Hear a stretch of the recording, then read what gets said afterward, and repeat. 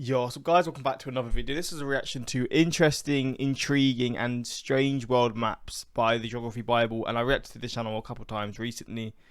And yeah, it's a geography video, it's a map video, I can't really complain, and that's pretty much it. Let's jump into this, hopefully going to enjoy.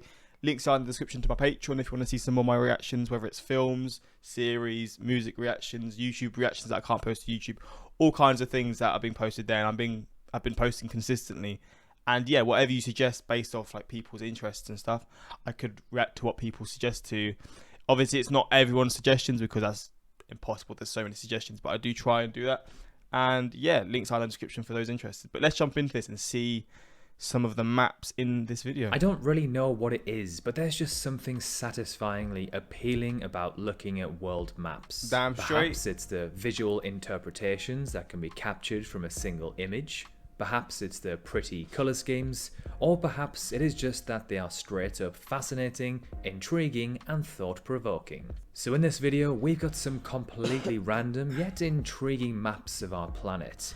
Starting off with quite a useful one, a map or guide to the different types of Americas. When one thinks of the word America, you will likely think of the US of A. The White House, the Star-Spangled Banner, or perhaps the Statue of Liberty. All objects which our brains immediately assume and associate with this word. However, there are actually many different variations of the Americas.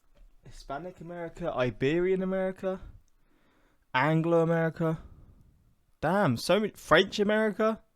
You got French Guyana. You got, what's this part of Canada called again? How have I forgot? Everyone knows the name for it. What is the French-speaking part of France called? Of Canada called? I know what it is. I know you're going to correct me, but I do know what it's called. It's just left my mind. You got Haiti, because I know that's a French-speaking place, and yeah, a few of the Caribbean countries.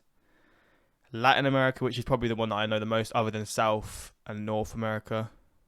And maybe Central America as well. Wait, Central America is not very big, to be fair. There's not many countries in it. This map alone depicts 11 different ways of categorizing this region. We will not go through all of them, of course, but the most obvious ones stretch across the top line, with the Americas being the entire region from Patagonia in South America to the northern parts of Canada that stretch into the Arctic. French America is quite intriguing, as this is the French-speaking region of Canada, French Guiana, and multiple French-speaking Caribbean islands. Android versus iOS in Europe. Damn, look at the dominance from Android. You always see memes of people, like, whenever they have an Android, people with Apple phones will always clown them. It's always a joke, but it's also quite funny to do. But you look at this, there's a lot more people with Androids, which is a real surprise because I just assumed Apple dominated the market, and they do, I guess, in general. But in Europe, I guess that isn't the case. But there is so many Android options, right? Like Samsung comes under Android. There's so many Android options, so it does make sense, to be honest. Someone who is from the UK and sees iPhones absolutely dominate market share, it is very surprising to me to see that most of the rest of Europe has an Android majority. For some reason, it appears that Northern Europe, that's the UK, Denmark, Iceland, Norway and Sweden, seem to use iOS more, whereas pretty much the rest of the continent uses Android. Android phones are of course a lot cheaper than iPhones, so it makes complete sense for Android to dominate in the cheaper, and also so many different options that fall under the Android brand. Countries with a lower GDP per capita. Russia likely doubles up on this with the fact that they don't like the US, so most likely don't want to buy an American through and through product. China Railways 2008. Look at that, man. Look at how quickly they advanced their railway systems. And that's probably changed the whole country because China is so big and there's so many massive cities in this area. And they're now all connected to each other. Versus 2008, this is how they were connected by rail. That's insane.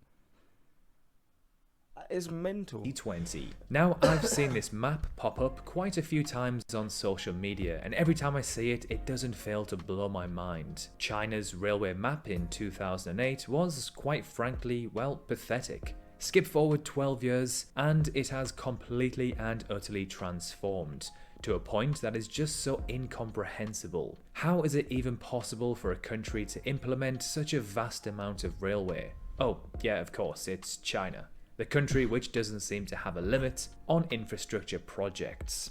It also helps that the country has a population of over 1.4 billion, so there certainly isn't a shortage of workers. Which country in the world has the most beautiful people according to Europeans?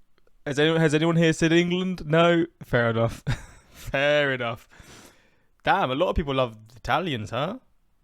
Wait, has Italy voted for Italy too? Where is Italy? Wait, where's this shit? So Spain's here. Oh, this is Italy here. Wait, Italy hasn't... Oh, Italy says Sweden. Fair shout as well. Italians, you will be very happy with this map. Brits, we can look away and cry in a corner. So when asked which country has the most attractive people, this is how Europe responded. Eastern Europe is completely dominated by the choice of Italy. Towards the west points more towards Spain. The Portuguese, of course, chose Brazil, and Turkey chose Russia. The state of democracy. This map shows the world by its democracy index rates. The deeper blue you are, the higher you score. The more red you are, the lower you score, and the more authoritarian your country is. So the Western world, which encapsulates the USA, Canada, most of Europe, Australia and New Zealand, is a pretty healthy shade of blue. With the Scandinavia always tops these sorts of lists. It's like as perfect as it can be. And then New Zealand as well. And then you got the Republic of Ireland. So you got Ireland, Iceland. I guess these are Scandinavian countries as well. Yeah, that is quite interesting how they always just dominate these lists. Nordic countries, for all the positive things, that's what they dominate. Scoring the highest. The rest of the world then pretty much sees itself on the lower end of the spectrum, with countries like Uruguay, Japan and South Korea being slight anomalies.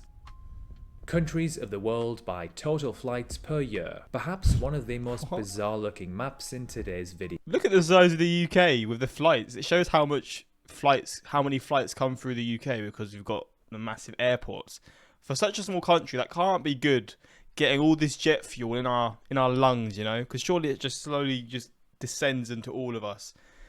All these planes landing in the UK in such a small place, it's not going to be great for us. In this map, we can see poor old Africa has almost disappeared. Central Africa specifically is almost non-existent. South Africa completely dominates this continent. South America has shrunk significantly as well as Southeast Asia. Europe and the USA are extremely inflated in this map, which comes to no surprise as most of the world's busiest airports are located in these regions. Now let's compare this map with a map of the world by wealth, and looks kind of similar. So there's some sort of correlation, obviously. Oh wow, that is extremely interesting.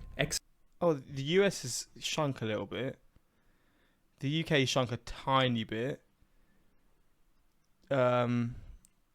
Central Asia has definitely got a lot bigger.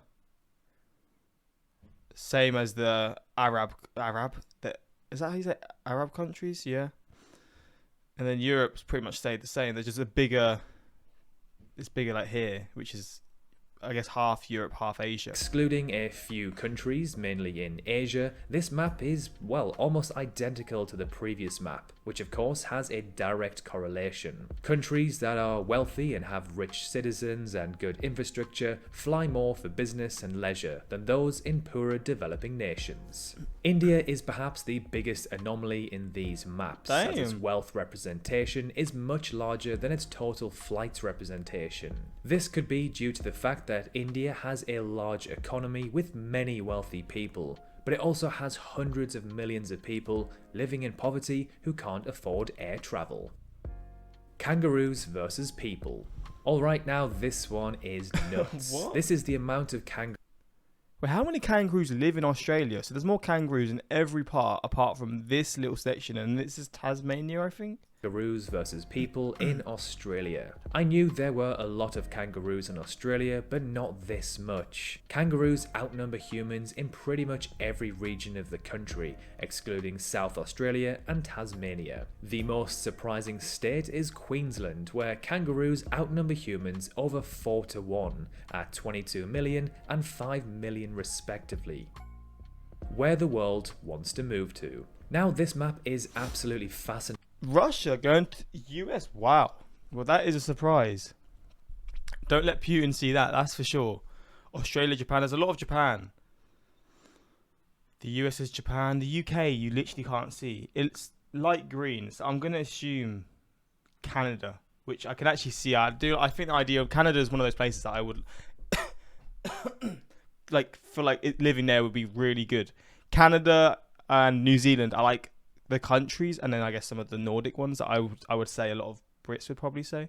Fascinating, and I spent so much time vigorously depicting it. There are so many interesting results here. It seems that Canada and Japan dominate this map, with most of Southeast Asia, Australia. Also, Saudi Arabians saying Qatar, when these two countries have so much beef, or they did, it's kind of wild. It goes to show that the people don't have the same opinions as the governments and stuff, right? Because I guess so many people want to go there. It shows that there's not hatred between the people, it's between the people at the top. And North America wanting to move in with the Japanese. Look at all Mexico, Spain here. Many countries in Africa, India, Pakistan, the UK and France all would like to move to Canada the most likely due to it being a very wealthy, English-speaking country with a very high quality of life. Now, what is the most baffling result here? For me, it's got to be Russia, who would most like to move to the USA. Does anyone say the UK? No one says the UK. God damn, there's no love for us at all. So India, Canada. I'm just trying to see. Because the UK is a similar colour to Canada. It's a bit lighter. I don't think there's any. Oh no, Japan says the UK. Fair enough. I mean, everyone wants to go to Japan apart from Japan. I mean, obviously they're probably not allowed to vote for themselves, but if we're getting the love from Japan, you got to take that. Who is without doubt its biggest enemy on the planet. Also, Japan wanting to move to the UK is also quite a rogue result. Europe's pedestrian signs. Now, there isn't much to see in this map, to be honest. All of the pedestrians are very similar. They either face left or right. However, there is one country in particular who is different to the rest. Can you spot it? It is Poland. I was going to say, I didn't pause it in time. I was going to say this one, I promise. Poland, whose pedestrian symbol appears to be someone facing straight or standing still, the only anomaly on this map. 5% of the population. Now this one is just straight up ridiculous. 5% of the world's population lives in the area shaded blue, and another 5% lives in the area shaded red. However, when you actually think about it, it actually isn't too crazy. It's just the major cities, isn't it? Although that is insane. As the blue areas are generally inhospitable places like deserts, mountainous regions, rainforest or glacial zones. The red areas are generally megacities with economic pull. Side of the road. This next map shows the world by which side of the road. Dan, there's actually more that do the left-hand driving, which I didn't know there was this many. And I guess a lot of them are countries that were once in the colony or colonized by the UK. I guess I say that. I mean, India, Australia, New Zealand. I don't actually know how many are. Some just do, I guess. I mean, but yeah, it's definitely dominated by the right-hand traffic. Road they drive on. Now, what's annoying for me is that of course I'm from the UK, who decides to drive on the left-hand side, which is the opposite to the rest of the continent. So whenever I have to drive in a European country, I have to adapt to driving on the other side of the road, and sometimes in an automatic car too, as most people tend to drive manual or stick, as they call it in the US, in the UK. Many Commonwealth nations also drive on the left-hand side too, such as Australia, New Zealand, India and South Africa. It is interesting that Suriname, a former Dutch colony, drives on the left, but the Dutch drive on the right. So there we have it, some very random, bizarre, but maps of the world, you gotta love them, and this was a fun reaction. As an Australian, it was very infuriating that you confused Victoria with South Australia. Huh?